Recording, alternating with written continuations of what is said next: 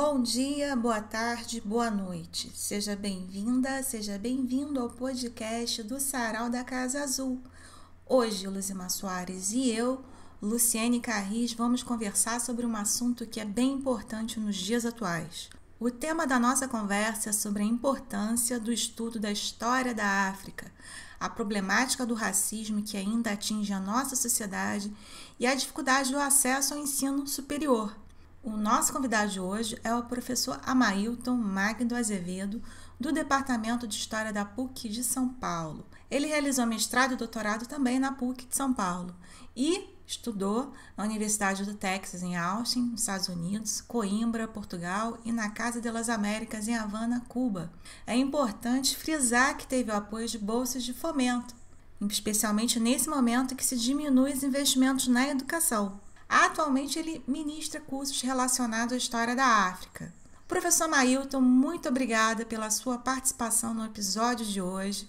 Como você descreveria essas experiências acadêmicas na sua formação e qual o impacto que elas tiveram nas suas pesquisas sobre a África? Muito obrigado pelo convite. Um prazer. Fiquei bastante honrado em ter sido lembrado por vocês para participar desse podcast que vocês organizam. Bem, em relação a essas experiências de pesquisa que você muito bem citou, nessas universidades em Austin, no Texas, Coimbra, em Portugal, e Casa de las Américas, em Havana, foram pesquisas que desdobraram questões em torno das pesquisas que eu desenvolvo sobre música na diáspora negra. Pelo menos há 20 e poucos anos, eu tenho desenvolvido pesquisas um pouco a partir dessa temática para pensar como que a música negra na diáspora, ela se transformou,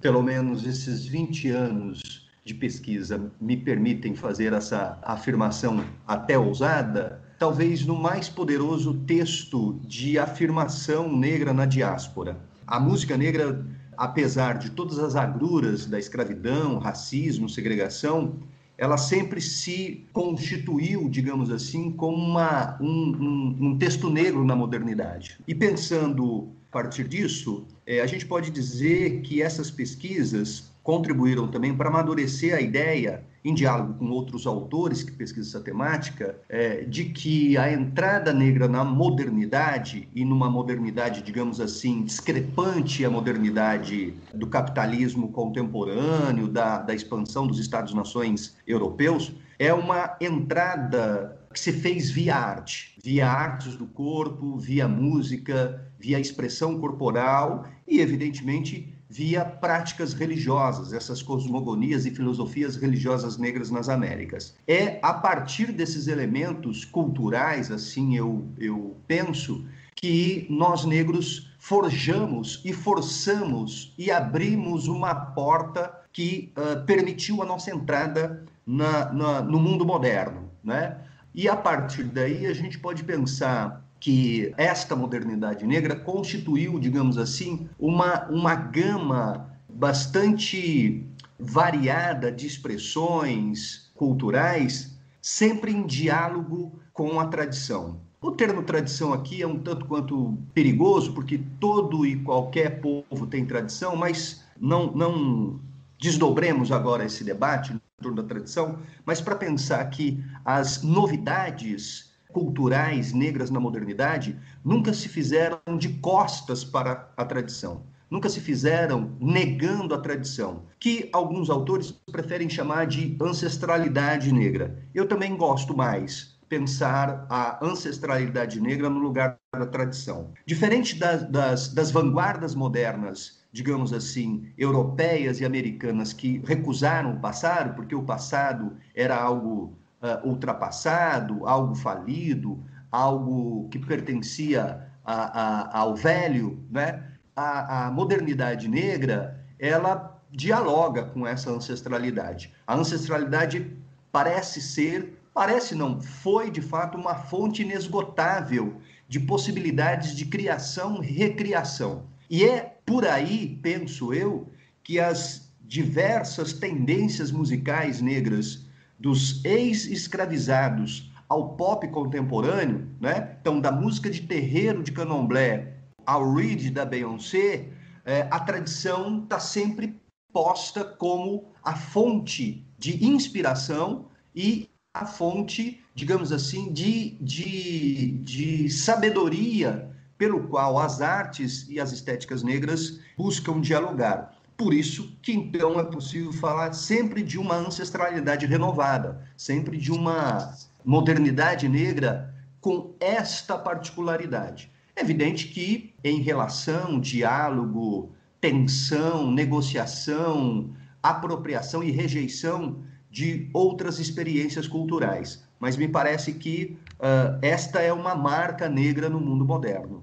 Que bom, professor, ouvir você falar aqui com a gente. Muito obrigada por ter vindo. E você falou aí de conhecimento, e a gente sabe que, em se tratando de Brasil, é muito recente o ensino oficial de História da África. Somente em 2003 foi sancionada a lei de número 10.639, que alterou a Lei de Diretrizes e Bases, que incluiu no currículo oficial da rede de ensino a obrigatoriedade da presença da temática História e Cultura África Brasileira. Sabemos também que essa lei é fruto de muita luta. Ela não surgiu assim, vamos ensinar. Não, foi através de muita luta, especialmente do movimento negro. Como que você percebe a aplicação na realidade dessa lei? Você acha que nos ensinos de base ela realmente está sendo aplicada? Olha só, o que eu acho que a lei teve e continua tendo de importante, e o que ela fez disparar a partir de 2003, Luzimar, foi um processo relativo de massificação dos estudos sobre África no Brasil, porque aí se transformou numa agenda do Estado brasileiro.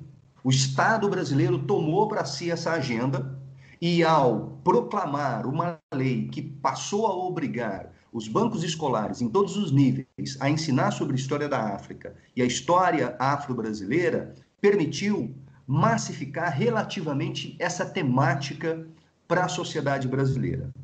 Mas, como muito bem você falou, a lei é resultado, fruto de uma longa luta por parte do movimento negro, de intelectuais negros que sempre estudaram a África. Então, a lei é um marco, é um divisor, né? Um divisor importante, porque o estudo sobre a África não ficou mais restrito a centros de estudos africanos das universidades e não ficou mais restrito aos intelectuais e ativistas negros e negras que estudavam a África. Então, nesse sentido, o estudo da África no Brasil é algo que se põe aí, digamos assim, num tempo considerável, se levarmos em consideração a fundação de centros de estudos africanos e afro-orientais nas universidades brasileiras. Em 1959, com a Universidade Federal da Bahia, no início dos anos 60, na Universidade Cândido Mendes, no Rio, depois esse centro de estudos é retomado em 73, e depois, no final dos anos 60, início dos anos 70, o Centro de Estudos Africanos da USP. São os 3 centros de estudos africanos no Brasil mais antigos. Depois, os anos 70 e os anos 80, a formação do movimento negro na sua versão recente, de luta contra a ditadura e também de estabelecer um novo prisma de interpretação sobre a história do Brasil, em que esses intelectuais e ativistas também se dedicaram a estudar a África, né? Dentre os quais estavam Abdias do Nascimento, que propôs na Câmara dos Deputados, no início dos anos 80, um projeto que estudasse a história do negro no Brasil, Lélia Gonzalez, Beatriz Nascimento, entre outras e outros. E este ativismo acadêmico e político negro, ele se desdobrou dentro dos chamados partidos considerados de esquerda, do espectro de centro-esquerda no Brasil, seja o PT lá nos anos 80 e o PDT, porque o Abdias do Nascimento, por exemplo, vai se engajar dentro do Partido Democrático Trabalhista, do Brizola e do Darcy Ribeiro, que propunham o chamado socialismo moreno, que agora está lacrando nas redes sociais aí com o novo ativismo das redes. Mas essa ideia do socialismo moreno estava posto lá com o Darcy. Portanto, dentro dos chamados partidos de esquerda, que o movimento negro, na sua formação recente, foi pressionando, né, esta agenda que discutisse racismo, história da África, inserção do negro nas esferas de poder, completar a sua cidadania pós-escravidão, etc. E nos anos 90, a gente tem o deputado Ben-Hur, também como alguém importante que vai desdobrar aquilo que o Abdias do Nascimento estava fazendo nos anos 80. A participação da professora Petronília Gonçalves, da Universidade de São Carlos, que fazia parte, digamos assim, do comitê no Conselho Nacional de Educação, que foi uma pessoa extremamente importante para amadurecer essa proposta de pensar a África no Brasil. Em 1996, o Ministério da Justiça organizou um seminário importantíssimo, no qual o Estado brasileiro já reconhecia a existência do racismo, e esse seminário foi importante porque convidou intelectuais e ativistas negros para pensar a questão do racismo no Brasil, e em 2003, a proclamação da lei. Então, rapidamente, de maneira muito breve, eu dei esse históricozinho de como que você tem todo um engajamento, uma movimentação, uma preocupação de intelectuais e ativistas negros e negras no diálogo com partidos de centro-esquerda que vão construindo, elaborando esse espaço na agenda.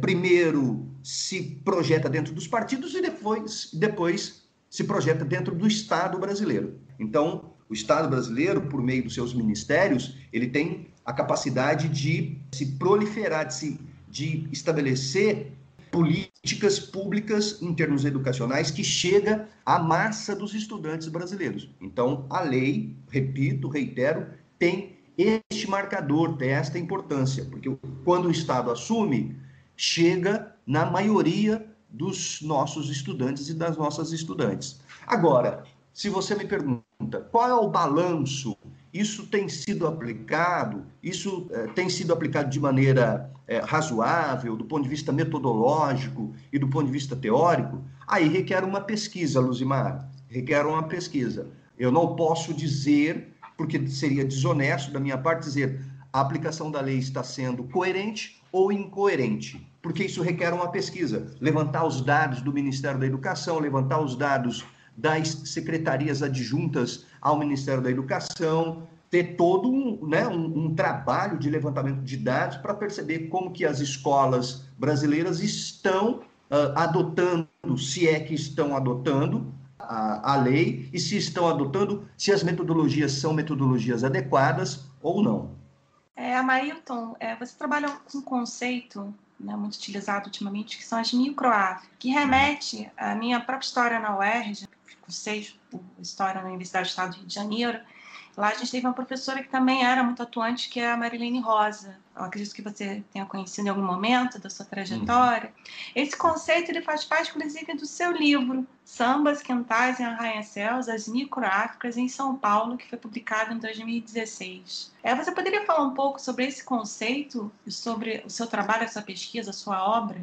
Posso sim. Veja bem, quando eu comecei a pesquisa, e historiador é alguém muito chato, porque ele não parte do conceito para enquadrar a realidade.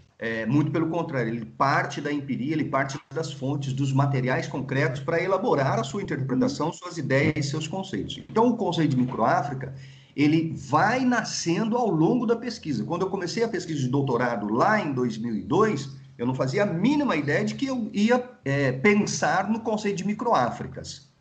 Mas foi no diálogo com as fontes, no diálogo com a bibliografia e até mesmo com certas tendências da teoria da história, como a microhistória, que nasce no México, mas ela se consolida com o Ginsburg, que é de pensar a importância dos anônimos, pensar a importância dos esquecidos, a importância dos invisibilizados. A leitura desta pequena África no Rio de Janeiro, seja a África em miniatura do Heitor dos Prazeres, aquele sambista que era não só sambista, mas um pintor, e em diálogo também com o livro do Roberto Moura, a Pequena África, a Tia Ciata e a Pequena África no Rio de Janeiro. E percebendo também, digamos assim, as territorialidades negras em São Paulo faziam reverberar no contexto da metrópole que ao longo do século XX se pretendeu exclusivamente italiana, se pretendeu exclusivamente europeia, se pretendeu exclusivamente ocidental, como que essas territorialidades negras, digamos assim, provocavam discrepâncias no modo como se organizava um imaginário da cidade. no modo como se organizava uma concepção da cidade, uma noção de cidade. E fui notando que essas territorialidades negras, e aí também em diálogo com as fontes, como que elas se movem por meio da arte, por meio da música, né? Mas também há essa dimensão geográfica de alguns lugares da cidade em que essas microáfricas vão se fortalecendo enquanto reduto cultural, enquanto reduto de afirmação negra na cidade, e aí eu poderia citar os 3 redutos históricos da cidade de São Paulo, que são a Barra Funda, o Bexiga, a Liberdade, particularmente a Baixada do Glicério na Liberdade, e como que, a partir desses redutos históricos, essas microáfricas, ao longo do século XX, elas vão se desdobrando em outras territorialidades e espacialidades da cidade. A zona oeste da cidade, por exemplo, onde está o bairro da Casa Verde, Limão, é considerada, por mim, uma espécie de África paulistana, porque a maioria das escolas de samba estão concentradas na zona oeste da cidade de São Paulo, né? A maioria das escolas de samba da cidade de São Paulo estão concentradas ali. Estes orixás na ala das baianas, esta África cantada nas letras do samba, a relativa polirritmia africana reposicionada no universo das baterias, das escolas de samba, nas baterias das escolas de samba, que, segundo Caetano Veloso, é a maior manifestação cultural popular do Brasil, e eu diria que é a maior manifestação cultural popular negra do Brasil, né? Os europeus têm lá música de câmera, a orquestra com 30, 40 músicos, os americanos têm as big bands com 10, 12, 15, 20 músicos, e as escolas de samba têm uma bateria de escola de samba com 300, 250, 400 músicos. É a maior manifestação cultural negra mesmo, de afirmação dessas microáfricas no campo da música, ali dentro das escolas de samba. Então, veja que estas microáfricas, elas são heterogêneas, elas são plurais, elas são, digamos assim, diversas, e elas expressam múltiplas camadas desta experiência negra na cidade de São Paulo. Contribui também para desconstruir a ideia de que São Paulo é o túmulo do samba. Essa é uma infeliz frase do Vinícius de Moraes, assistindo um show do Johnny Alf aqui em São Paulo nos anos 60. São Paulo, assim como Rio de Janeiro, Copacabana, as mediações da Santa Cecília e Marechal eram redutos, digamos assim, da bossa nova, do samba canção, e o diálogo com a música americana, sobretudo com o cool jazz. O Vinícius estava assistindo uma apresentação numa casa noturna do Johnny Alf, que era considerado um dos pensadores da pré-bossa nova, digamos assim, e ninguém prestava atenção no que o Johnny Alf estava fazendo. O Vinícius fica muito irritado, muito descontente, chega no ouvido do Johnny Alf e diz assim, vamos embora pro Rio, que isso aqui é o túmulo do samba, certo? E esta frase colou. Só que tem uma história do samba, que seja do samba rural, como aí no Rio tem o jongo da serrinha, né? Toda essa experiência semi-rural, das heranças do samba no Rio. São Paulo também tem essa relação com o mundo religioso no interior de São Paulo, os sambas de bumbo aqui na cidade de Bom Jesus do Pirapora, e como isso repercute no espaço urbano da cidade de São Paulo. E os primeiros cordões carnavalescos coincidem com o surgimento dos primeiros cordões carnavalescos no Rio de Janeiro, é no início do século XX. O cordão carnavalesco Barra Funda é de 1914, que um senhor negro que se chamava Dionísio Barbosa fundou, e que depois vai dar na escola de samba da Casa Verde. O cordão do Vai-Vai, que se transforma em escola em 1930, é de 1916. O Vai-Vai está situado no Bexiga. O Bexiga tinha um quilombo, mas a memória construída sobre o Bexiga é de que ele é um bairro italiano, com as cantinas italianas, o que não é mentira, é verdade, é isto mesmo. Mas você tem também uma dimensão dessa microáfrica que fez parte da própria memória do Bexiga com o quilombo e desdobrando com arte, música e escola de samba. Então, a microáfrica, eu imagino que é um conceito aberto, no sentido de pensar estas múltiplas camadas de negritudes na cidade de São Paulo e de uma parte da metrópole que se quer negra. Ou seja, nunca mais São Paulo será julgada como o túmulo do samba. Os negros aqui sabem fazer reza, sabem cantar e sabem dançar. Não é só no Rio, ou na Bahia, ou no Maranhão, no Recife. São Paulo também tem samba. Bom, depois desse seu discurso sobre música, não tem como falar da sua trajetória como músico, né, Hamilton? Você, além de professor, de estudioso da cultura africana, você também é músico. E na história da música, né, no mundo, a gente sabe que o tambor foi proibido como em alguns lugares, como, por exemplo, nos Estados Unidos. Durante muito tempo, os negros não podiam tocar o tambor. Você fala que o negro ele tocava o tambor no piano. Eu me lembro de uma aula você falar isso, que ele tocava o tambor no piano como ele não podia tocar o tambor. Então, como que você descreveria a importância da musicalidade para os negros ao longo do tempo, para a manutenção dessas comunidades? E, ultimamente, a gente passou por uma polêmica aqui com o vídeo da Beyoncé, da música dela, Black is King, com um artigo que a Lilian Schwartz fez, né, para a Folha de São Paulo e que teve uma repercussão bastante controversa aí. Você poderia falar para a gente uma junção dessas coisas? Bom, vamos por partes. Sim, eu sou um pesquisador de música, toco meu violão, tenho um disco gravado em 2004 e depois tenho uma revisão desse disco em 2007. Gravei esse disco numa época em que não havia redes sociais e era uma fase que eu atuava muito como músico, mas a vida acadêmica foi me levando para um outro lugar. E chega um momento na história da vida da gente que às vezes fica muito difícil você ser dedicado em várias frentes. Então, eu não diria que hoje eu sou um músico atuante. Eu continuo compondo minhas músicas, continuo no diálogo com os músicos aqui em São Paulo. Meu disco é ouvido por esses músicos e alguns músicos dizem que não entendem porque eu não ponho esse trabalho na rua. É porque a vida acadêmica é muito, digamos assim, desgastante, exige muito da gente. Não são só as aulas, não são só as reuniões, mas o trabalho mesmo de pesquisa, leitura, estudo, tudo isso. Eu diria que eu sou hoje mais compositor do que alguém que atua musicalmente e profissionalmente. Eu não faço isso, eu não atuo profissionalmente como músico. Eu componho minhas músicas e tenho uma rede de convívio, diálogo com os músicos na cidade de São Paulo. A segunda questão sobre o tambor. É isso mesmo. Quando você diz que eu dizia na aula que os negros tomaram o piano, que é um instrumento italiano lá do século XVII, mas dentro de uma memória das marimbas africanas, que são espécies de pianos, digamos assim, ancestrais na África, que são um instrumento com teclas de madeira em que você extrai notas e compõe melodias, eu me remeti exclusivamente à experiência negra nos Estados Unidos, porque os tambores nos Estados Unidos são proibidos a partir do século XVIII.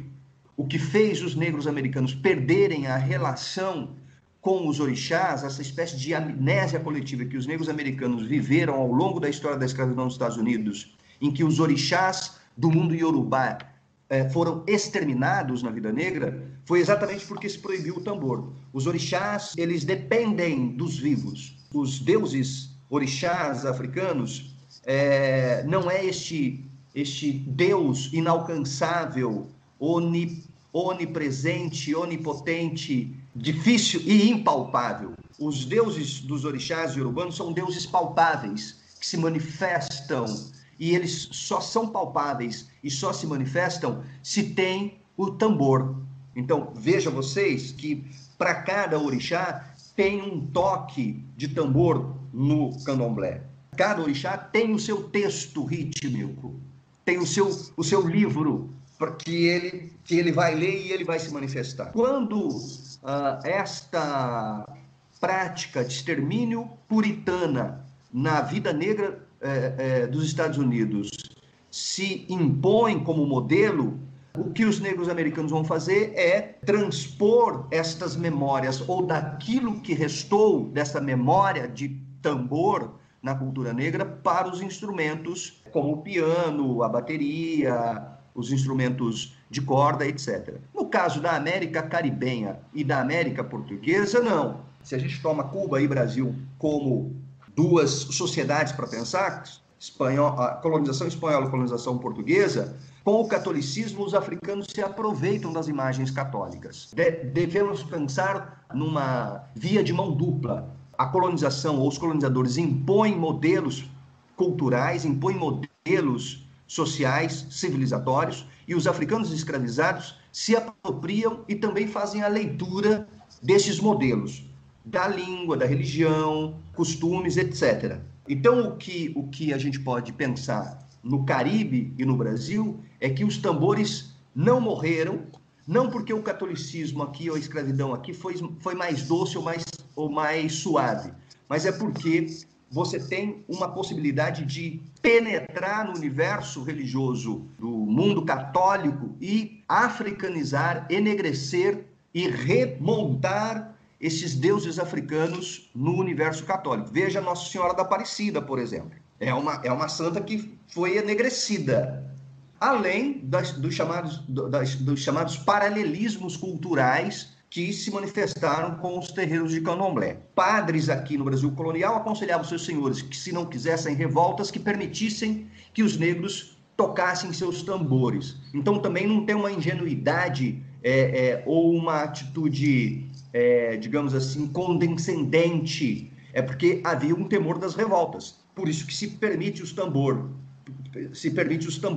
E mesmo com, digamos assim, esta percepção, digamos assim, senhorial, de querer impedir revoltas ao permitir os tambores, o negro brasileiro é o mais revoltado das Américas. Se há uma contribuição, ou uma das contribuições da historiografia sobre a escravidão no Brasil, é a revelação de que o negro brasileiro nunca foi um escravizado passivo. É o lugar das Américas onde mais teve quilombo. É o lugar das Américas onde mais teve insurreição, sublevação.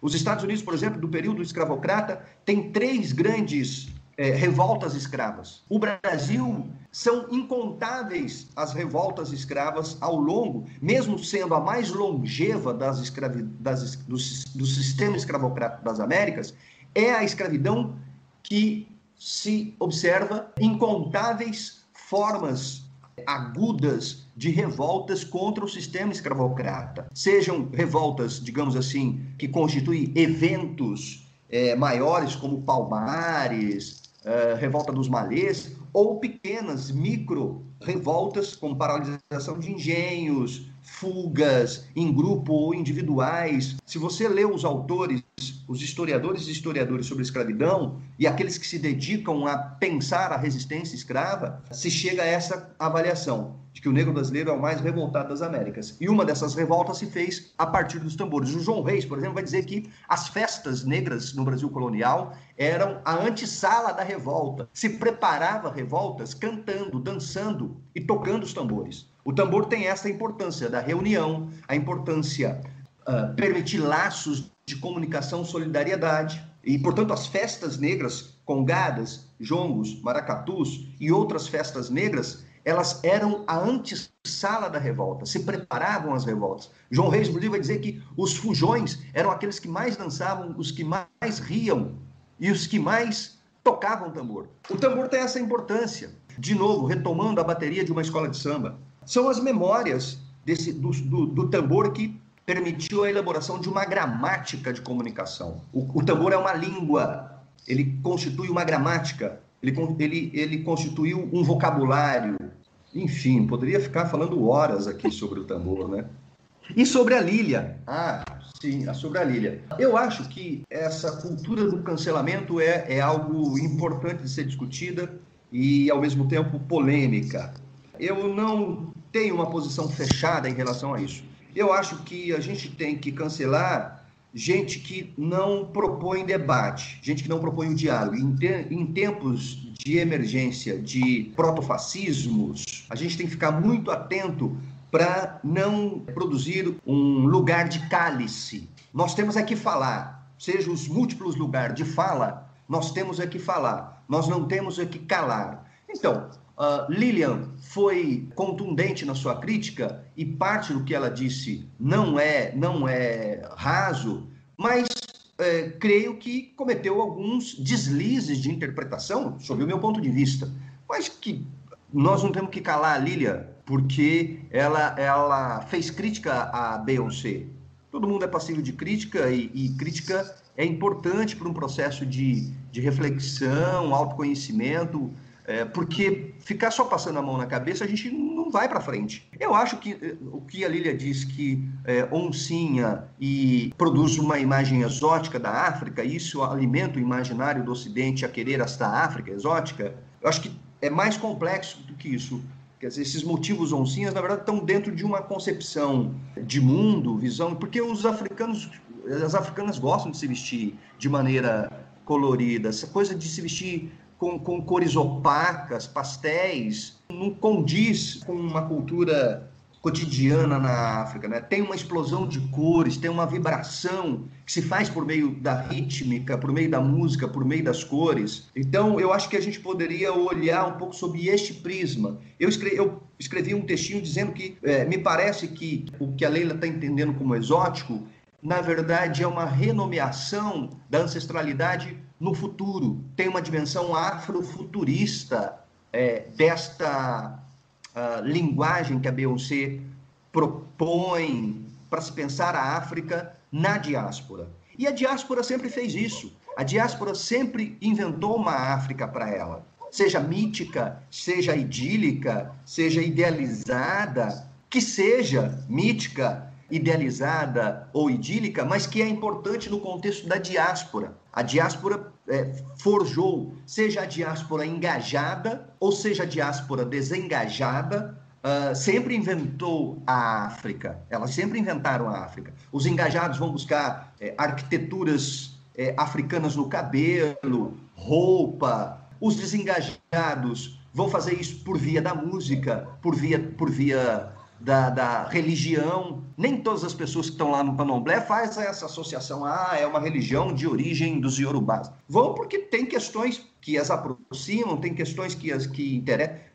Nem sempre elas estão engajadas dentro de um discurso político. Então, seja a diáspora engajada ou a diáspora desengajada, a África sempre foi inventada na América e na modernidade. É isso que eu estava dizendo no início da nossa conversa. As artes negras, as religiões negras na modernidade sempre beberam desta fonte da África que ficou, ou da África que foi possível ficar, ou da África que foi possível preservar. E a Beyoncé não tá engatinhando nesse debate. Um dos diretores do clipe polêmico é um ganês, é um produtor de Gana, que ela está conversando com ele há 7 anos. Eu não me lembro o nome desse produtor, mas só buscar na internet que é fácil. Então, não é um oportunismo momentâneo da Beyoncé em explorar a África. Aliás, esse é um debate nos Estados Unidos. Ela é acusada de explorar a África para querer fazer sucesso e querer ficar sempre visível na cena. E a mãe da Beyoncé é a pessoa que compra a briga com os críticos da Beyoncé. E a mãe diz, olha, a Beyoncé tem todo o direito de dialogar com a África porque ela é negra e ela tem esta ascendência, ela tem esse direito. Neste campo aí que eu pensaria, eu problematizaria e faria ponderações e ponderações sobre o clipe da Beyoncé. Né? Eu acho que é um diálogo com a ancestralidade que está viva, é um monumento vivo, contemporâneo da África. Né? Os homens velhos estão lá, eles são considerados os sábios, se deposita neles a sabedoria, uma sabedoria elaborada por meio de uma tradição da palavra e sacralização da palavra, que é a tradição oral. Né? Odero Oruka, que é um filósofo do Quênia, dirá que estes sábios africanos estão espalhados em toda a África, particularmente na África subsaariana, e ele diz mais que esses sábios africanos podem ser comparados aos filósofos pré-socráticos da Grécia.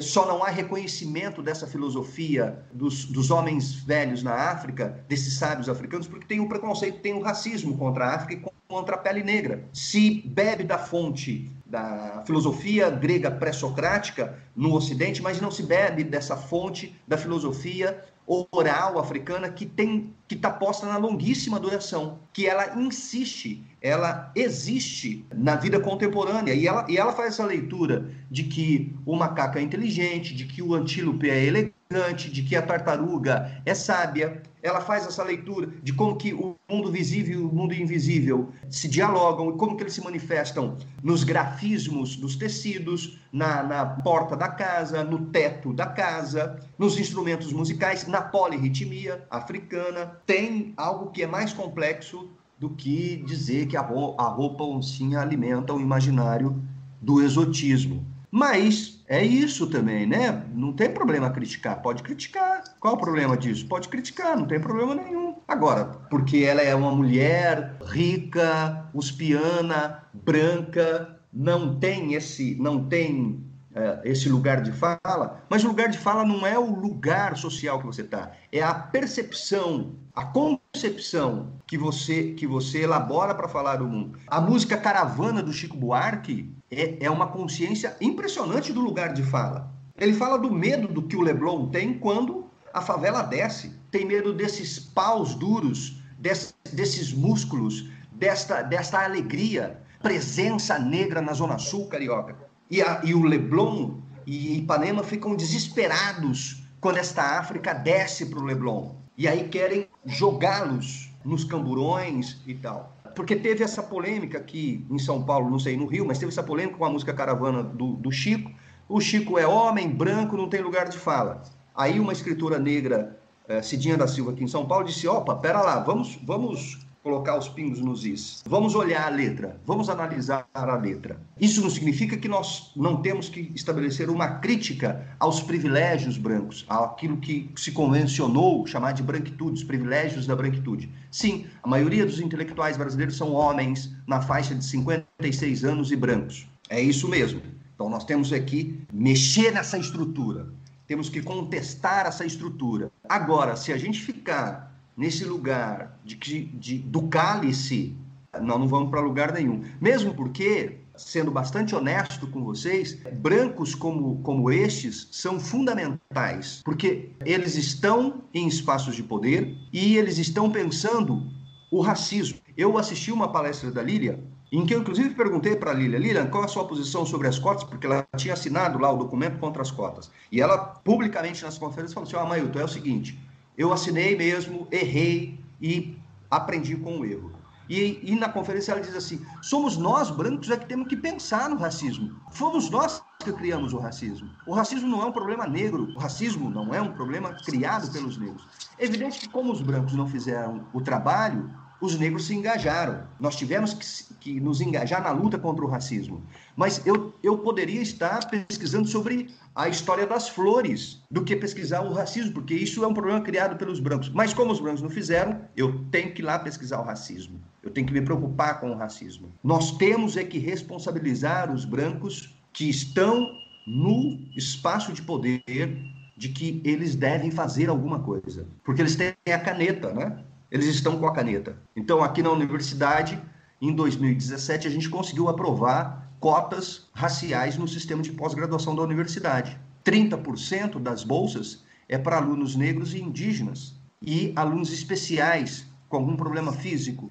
Mas é claro que, quando a gente fala sobre isso, não significa que os negros devem perder o protagonismo do processo. Nós estamos assistindo algo interessante, que é a emergência de um ativismo negro nas redes, particularmente de jovens e mulheres negras, muito importante. Esta nova juventude negra está estabelecendo mesmo uma inflexão no debate público, está provocando uma desestabilização, digamos assim, de quais eram as falas autorizadas para falar. Criou-se, digamos assim, novas formas de comunicação e novos perfis editoriais. Mas esse movimento negro digital, ele também não é homogêneo. Então eu acompanhei a polêmica e fui vendo lá gente dentro desse ativismo negro digital defendendo o cancelamento e gente dentro desse ativismo negro digital defendendo a conversa, dizendo assim, olha, a Lília errou, ela foi infeliz, mas acho que tem que continuar conversando. E uma parte dizendo, não, mulher branca não pode falar.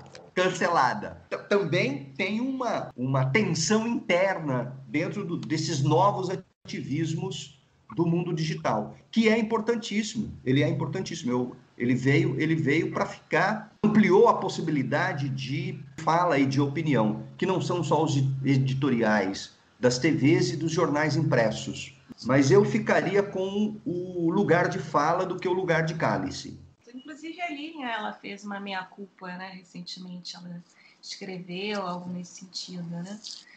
Mas retomando, você falando sobre os privilégios da branquitude e em relação aos programas de educação, né, que tem dado maior acesso às pessoas negras, né, e, enfim, às universidades, por exemplo, a UERJ, ano passado comemorou 15 anos. Em 2003, ela institucionalizou o programa de cotas da universidade. Né? Ainda há uma discussão sobre a pouca entrada de pessoas negras nas universidades e em quais cursos essas pessoas estão também. Muitos médicos ainda brancos, pelo menos a gente vê nas fotos no Facebook, aquelas fotos, olha, uma turma formando em medicina e uma outra turma. Não tem tantos ainda. É uma discussão ainda corrente, né? Então é um preconceito institucionalizado ainda. Você observa dessa forma? Como é que você pensa a respeito disso? Certas áreas da produção do conhecimento no Brasil são áreas quase impenetráveis, como essa que você citou, medicina. Os últimos dados sobre o mapa do corpo docente no Brasil revela mais ou menos o seguinte quadro: 85% dos professores são brancos, 15% são negros e negras. E esses dados aumentaram nos últimos anos, quer dizer, chegou a 15% porque tem aumentado em função das políticas públicas, de ações afirmativas desde a aprovação do Estatuto Racial em 2010, depois o STF julgando constitucional as cotas no serviço público, né? Tudo isso tem repercutido, mesmo que vagarosamente, no espaço acadêmico. Então, a USP não passa de 2%. E a USP aprovou a política de cotas muito recentemente, foi o ano passado. Eu acho que o caminho é este da pressão. Quer dizer, temos que colorir o corpo de médicos no Brasil. Nós temos que colorir o corpo de físicos no Brasil. Nós temos que colorir o corpo dessas áreas que ainda ossificam o privilégio da branquitude, de maneira muito escancarada. E as áreas médicas e as áreas tecnológicas se transformou numa pauta do movimento contemporâneo, particularmente do movimento contemporâneo ligado à área de educação. O que se vê é uma inserção ou um acesso maior da juventude negra nas humanidades. Então, nos cursos de história, geografia, filosofia, ciências sociais, pedagogia e em algumas áreas biológicas, como enfermagem. Mas a medicina ainda é um tabu. E a mentalidade teórica da medicina no Brasil, né, pelo menos parte dela, é muito racista. Recentemente, na Bahia, um médico disse que o baiano só sabe tocar berimbau porque só tem uma corda. Um professor aqui da Unicamp, quando a Unicamp aprovou cotas também, disse que agora as universidades iriam substituir cérebro por bunda. Isso está público, foi repreendido inclusive pelo reitor. Então tem uma ideologia racial de privilégio da branquitude em certas áreas da produção do conhecimento tecnológico e científico no Brasil. De acordo com você, nós temos que, na hora dessa foto dos formandos, no mínimo de cada 10, 5,4 tem que ser de negão e de neguinha. Representam 54% da população brasileira, se considerarmos pretos e pardos. Mas esse é um desafio que está posto nestas outras áreas para fora das humanidades. Bom, vamos lá, Mailton. Para a gente encerrar, a gente sabe que você trabalha com muitos autores negros nos seus cursos, como Atílio Mbembe, Muniz Sodré, o Abdias do Nascimento, dentre tantos outros que você usa, você discute nas suas aulas. Você indicaria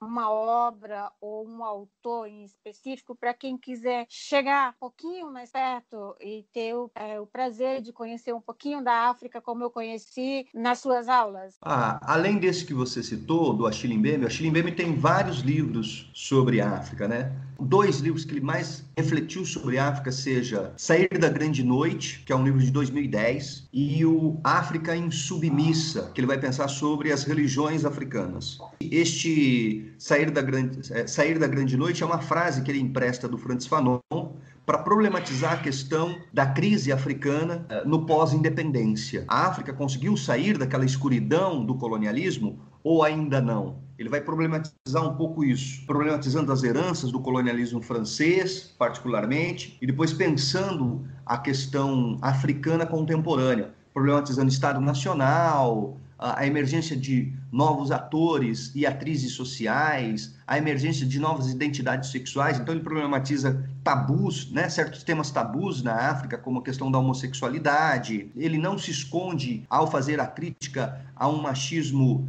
bastante enraizado na cultura masculina africana, mas ao mesmo tempo ele faz elogios rasgados à África, dessa sua capacidade de reinvenção, de reelaboração de si mesma, de um mundo capaz de se auto-inventar, de se auto-reinventar constantemente. Então eu indicaria esses 2 livros do Achille Mbembe, Sair da Grande Noite e o África Insubmissa. E tem um último agora dele que saiu recentemente, que ele faz algumas reflexões sobre África, mas também pensando diáspora, que é o Políticas da Inimizade, em que ele inclusive problematiza como que a questão da democracia nasce, convive e coexiste com a escravidão. Houve uma democracia escrava, como ele assim afirma. É um livro mais recente do Achille Mbembe. Talvez o que mais tem sido lido e comentado é o Necropolítica, né? Que é um conceito que ele elabora dialogando com Foucault, o conceito de biopoder do Foucault. Foucault vai desenvolver esse conceito dizendo como que o soberano tem o direito de declarar quem pode viver e quem deve morrer. Ele desdobra esse conceito de biopoder para pensar na necropolítica a partir da África e da diáspora. Então ele vai pensar que a escravidão, o colonialismo, o apartheid se constituíram como formas, né, de biopoder sobre o corpo negro, sobre a cultura negra. E também estende o conceito de totalitarismo da Hannah Arendt para pensar que o totalitarismo tem origens. As origens do totalitarismo, né, que é o título da Hannah Arendt, na verdade tem origens no próprio colonialismo europeu. Os procedimentos do Hitler eram praticados pelo colonialismo europeu na África e na Ásia. Aimé Césaire, que foi um poeta negro da Martinica, aliás, um dos inventores do conceito de negritude, no seu livro Discurso contra o Colonialismo, afirmou, você sabe por que a Europa não perdoa Hitler? Não é pelo crime em si, mas é porque ele pôs em xeque a própria vida europeia. Porque os métodos praticados pelo Hitler eram praticados pelos colonialistas europeus na Índia e na África. Além do Achille Mbembe, Aimé Césaire, Frantz Fanon, e dentre os afro-brasileiros, o Muniz Sodré é alguém que eu gosto muito. Renato Nogueira é um filósofo aí do Rio de Janeiro, da Federal do Rio de Janeiro. Tem virado de ponta cabeça a filosofia, né? Porque ele vai ficar olhando para a cultura popular negra, para Pombagira, para o Zé Pilintra, para o jogador de futebol, para a mãe de santo, e vai criando arquétipos para pensar essa cultura negra, essas filosofias negras a partir desses personagens negros populares. Gosto muito do modo como o Renato Nogueira propõe uma reflexão dentro da filosofia. O Microáfricas, do Amailton Magno Azevedo, também é um livro bacana. Boa dica. Tá bom, Amailton, né? Eu, Luciane Caíta, a gente agradece a Luzimar, né, a sua participação, né, sua generosidade pelo seu tempo, né, Luzimar? Claro, foi um prazer revê-lo. Muito obrigada pelo seu tempo. Um excelente dia e já nos encontramos de novo aí na PUC, quem sabe. Maravilha. Obrigado pelo convite e quando quiserem bater um papo, a gente pode voltar a conversar. Um abração para vocês. Então, encerramos mais um episódio do podcast do Sarau da Casa Azul. Eu, Luciane Carriz e Luzimar Soares agradecemos a sua audiência e aguardamos você no próximo episódio. Até breve!